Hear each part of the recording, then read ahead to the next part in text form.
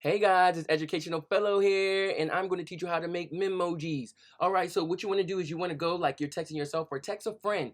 I want you to open up your camera button.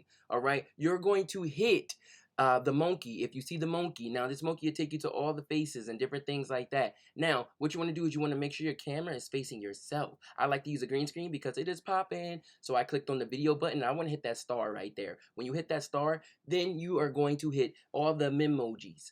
All right, now make sure you made some. Now you're gonna click over. Oh my God, look at all these I made. You're gonna pick the one which you like. Make sure you have a green screen so that way you can pull the color and stuff from the back. Then I'm gonna click record. Yeah, I'm recording. Yeah. What do you say, Mr. Smalls? Really? Okay, cool.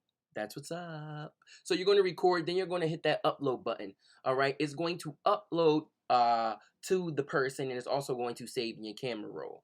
All right, now I'm going to teach you how to take a picture. You do the same thing. Don't try to do 5-minute videos because the memoji will mess up. Now, this is how you make a picture.